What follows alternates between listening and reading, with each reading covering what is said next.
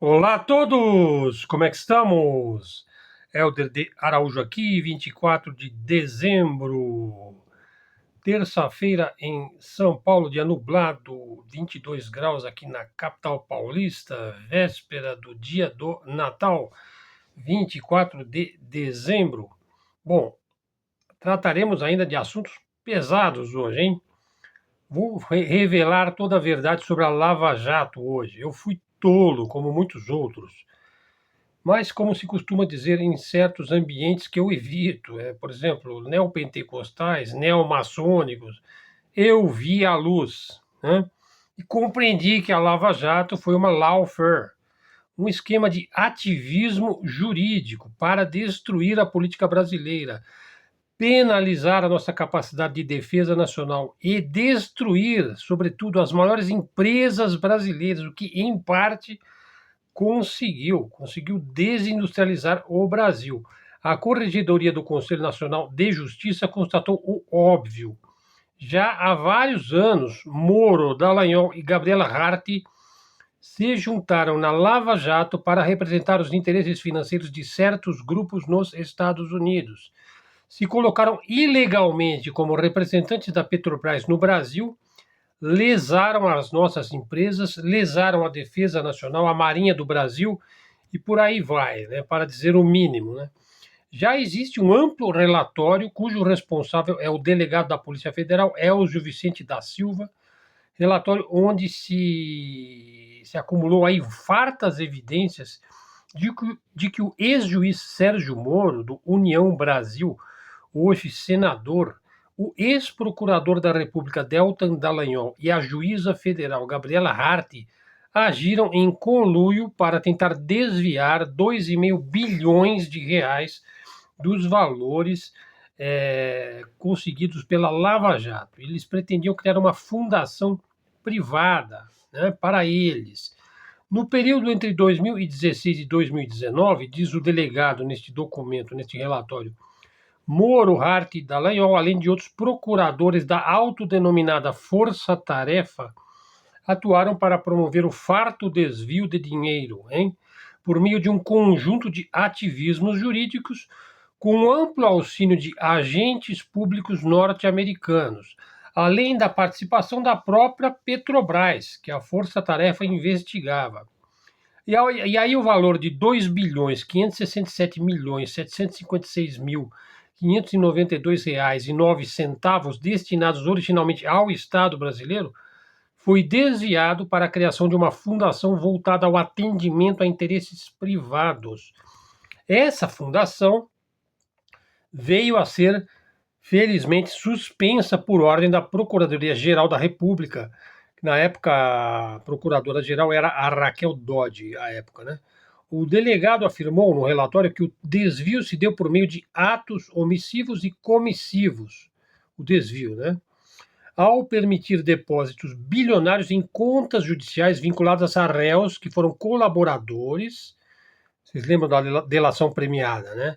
E empresas que firmaram acordos de leniência, de delação premiada, né? Além disso, de forma ilegal, autoridades dos Estados Unidos fizeram investigações no Brasil, uma vez que tinham interesse nos negócios da Petrobras também nos Estados Unidos. O relatório alegou que Sérgio Moro agiu de forma criminosa quando instaurou a força-tarefa, né, em função de um projeto que era sigiloso, restrito à justiça. A abertura dessa força-tarefa foi feita para justificar o repasse de valores oriundos de acordos de leniência para a conta da Petrobras, alimentando a empresa com o dinheiro dos acordos, já cientes e conscientes os atores a respeito das apurações iniciadas nos Estados Unidos em 2014 em face da empresa. Os participantes do acordo tinham conhecimento de que partes das multas seriam redirecionadas, vejam bem. Os procuradores e o ex-juiz assumiram a posição clandestina de representantes do Estado brasileiro junto à Petrobras e atuaram em prol de interesses financeiros do governo dos Estados Unidos, diz o relatório. A Petrobras recebia repasses de valores em atendimento a interesses claramente privados, né? O Deltan Dallagnol negou que tenha ocorrido negociação privada com os norte-americanos na força-tarefa. Veja, as provas de que Deltan mentiu estão largamente mostradas no relatório da APF. Os prejuízos à economia nacional superam o trilhão de reais. Na prática, o Brasil foi forçado a se desindustrializar, que foi o que de fato ocorreu. E agora o Brasil está recomeçando o processo de desenvolvimento e de reindustrialização. Por falar no juiz que virou senador, vejam só as várias coincidências, né? Os vai-vens digamos, da cultura e da credulidade nacionais. Veja, o presidente atual, Lula, o homem que dá a volta por cima na vida, foi julgado por um juiz incompetente e parcial. Veja, incompetente e parcial são termos aqui usados de forma literal, de forma jurídica.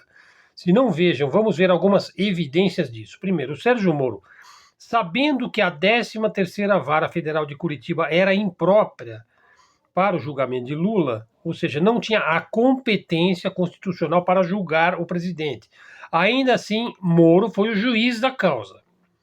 Veja, segundo a evidência, a 13ª Vara Federal não tinha o objetivo de investigar crimes relacionados à Petrobras. E Moro declarou que não havia provas, ele declarou, não havia provas que ligassem Lula aos crimes ocorridos na Petrobras.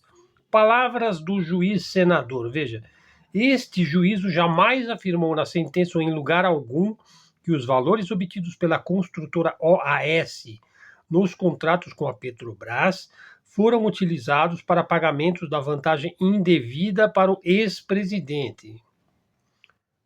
Outro ponto, as reportagens da Vaza Jato, vou falar já o que é, né?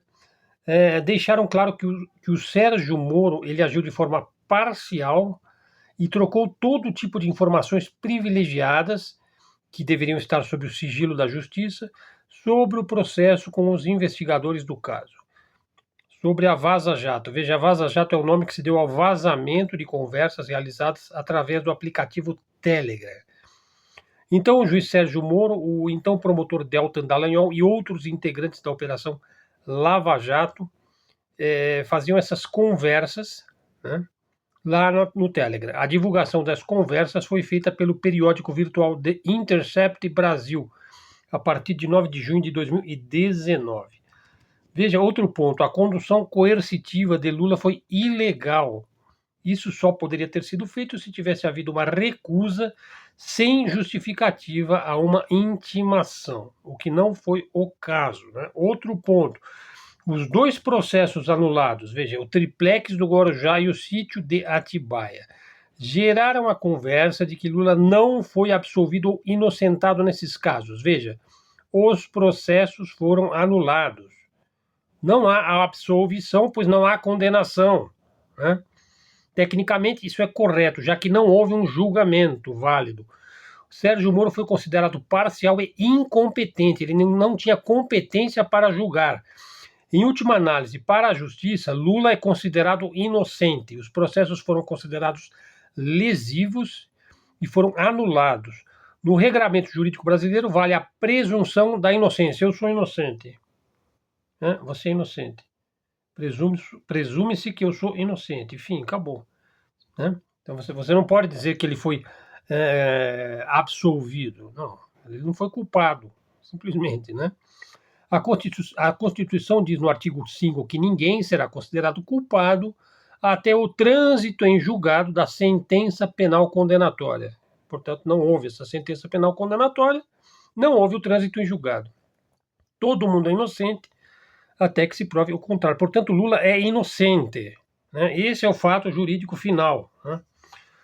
Outro ponto, Sérgio Moro, com a sua condenação ao Lula, impediu que ele fosse adversário do Bolsonaro em 2018.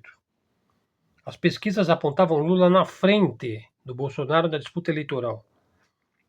O que o Moro fez depois da vitória do Bolsonaro à presidência, aquele que seria o adversário do petista que estava preso ilegalmente, de forma incompetente e parcial, né, por um juiz desonesto e criminoso, né? Veja, esse indivíduo se uniu ao governo do capitão deputado que virou presidente. Veja, outro ponto, ao deixar o governo do Bolsonaro, o Sérgio Moro foi trabalhar na Alvarez e Marçal, que atua, veja só, na recuperação judicial de empresas envolvidas na Operação Lava Jato. Ou seja, alguém com informações privilegiadas de um processo foi trabalhar numa empresa que se beneficia com tais informações. Só isso daí já mereceria um processo penal aí, hein? E uma condenação aí talvez de uns 10 anos, no mínimo, né? Em pelo menos 3 ocasiões, o juiz que virou senador confessou sua parcialidade como juiz. Veja, em 5 de julho de 2020, ele deu uma entrevista à Globo News. Disse que tratava Lula como um adversário a ser abatido no ringue. Portanto, ele era um indivíduo que trabalhava aí, em um determinado momento para uma parte, né, da política brasileira. Em 29 de dezembro de 2021, em entrevista à Capital FM, disse que a Lava Jato combateu o PT de forma efetiva e eficaz. Em 24 de janeiro de 2022, no Flow Podcast, ele disse que comandava a Operação Lava Jato, algo que ele não poderia fazer por ter que ser isento. O juiz teria que ser neutro, não poderia ser o comandante da força-tarefa, ele teria que ser imparcial. Daí ele condenou o Lula e confessou que não agiu de forma imparcial. Veja suas próprias palavras, olha. Eu comandei a Operação Lava Jato, era juiz e a operação é um marco no Brasil onde as pessoas roubam e nada acontece. Lia-se o escândalo no jornal, gerava manchete por uma semana, um pouco mais e nada acontecia nos tribunais. A Lava Jato foi uma mudança completa desse padrão, disse Sérgio Moro, e certamente vai acontecer com ele também, né? Ou seja, ele vai acabar preso, né? Os críticos da atuação de Sérgio Moro sempre disseram que ele agiu de modo político na Lava Jato.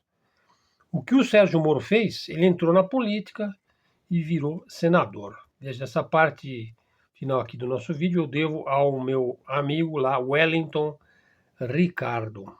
Então, acho que lançamos mais alguma luz aqui sobre essa operação famigerada, aí, essa coisa penosa que não trouxe nada de bom para o Brasil, né?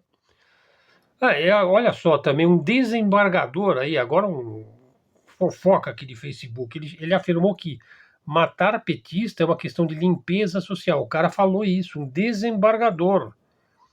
E daí chamam-no de nazista, de fascista, de extremo-direita, de bolsolavista, etc, etc, né? E o cara torce o nariz, xinga de comunista, diz que é um exagero, né? Que Bolsonaro é bonzinho. Veja, o Bolsonaro falou, eu vou fuzilar os esquerdistas. Ele falou isso. Ele é bonzinho? Bom, o Xandão ele é mais prático. Ele bota uma tornezeleira no gajo e retira a rede social dele.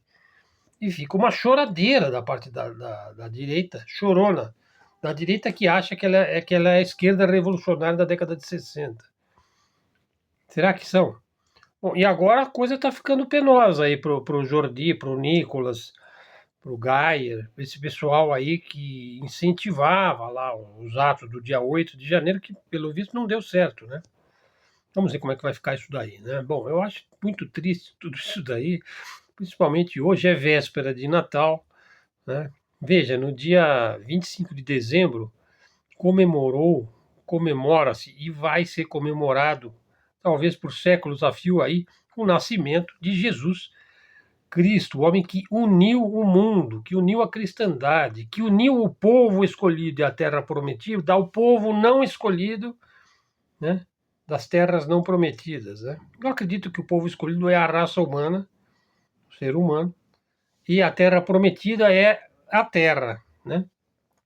Enfim, todos nós devemos nos irmanar, né, e vivermos em fraternidade. Por isso que a mensagem do Cristo é intemporal. Né? Céus e terras passarão, e suas palavras não passarão. Por quê? Porque nós não alcançamos este equilíbrio, esta fraternidade, esta amizade, né, este respeito mútuo entre os povos, nações, civilizações. Portanto, a mensagem permanece perfeitamente válida e enquanto ela for necessária, ela vai permanecer.